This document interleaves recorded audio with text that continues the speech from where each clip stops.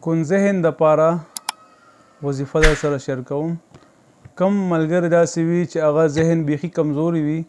یا مطلب ذهن یې ښه وي سبق یاد کی خو چې وخت د موقع راشي یا استاد ته وري یا پیپر وي دنه ټول سبق هیر شي. یا بعض سټوډنټان داسې وي چې هغوی ټوله شپه سبق یاد کړي ټول ورځ سبق یاد کړي خو چې کله د استاد ته سبق اردو ټایم شي ټیچر ته یا مطلب پیپر ټایم شي دې کس نه هر څه هیر شي او هر څه ذهن نه وځي. یا بعضې ملګري داسې وي سټوډنټان چې هغوی سبق ته ناست وي ګنټه دوه درې تېرې کړي هغه ټایم سبق یاد شي خو چې څنګه کتاب نه پاسي دنه سبق اټومیټکلی هیر شي. دې ته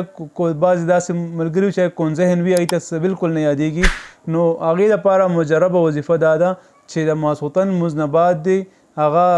21 مرتبه سورت کوثر وای ان اعطیناک الکوثر فصل لربک وانحر ان شانئک هو الابتر دا د 21 پیره وای د ماسخوتن لمونځ نه بعد او په لاسونو چفکۍ په سر دی داسې ښه مزدار په سر باندې لاسونه راکاږي په سینه باندې نو دی کس ته به انشاءالله چې کوم سبق یاد کړي ابدا نه هیریږي.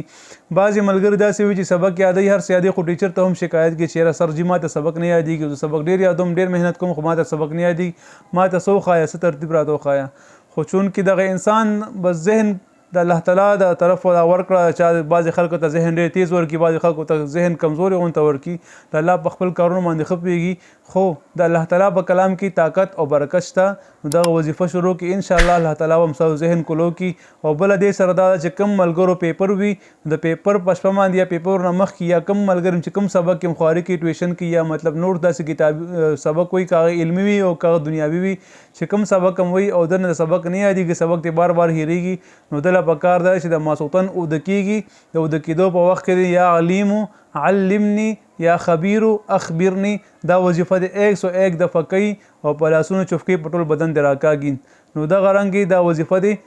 جاري ساتي تر پیپرو پورې که پیپر یې هم شي بیا هم چې څومره عمري ساتي د ذهن به کولاویږي انشاءالله الله تعالی به ذهن کولاوي په هر یو فن کې به دې بیا هغه تکړه وي او په هر فن کې به دې انشاءالله بیا فسټ راځي. خو دغه وظیفه سره یا ساتي یو ځل ته بیا وایم دا وظیفه یا علیمو علمني یا خبیرو اخبرني دا وظیفه ده. السلام علیکم ورحمة الله وبرکاته.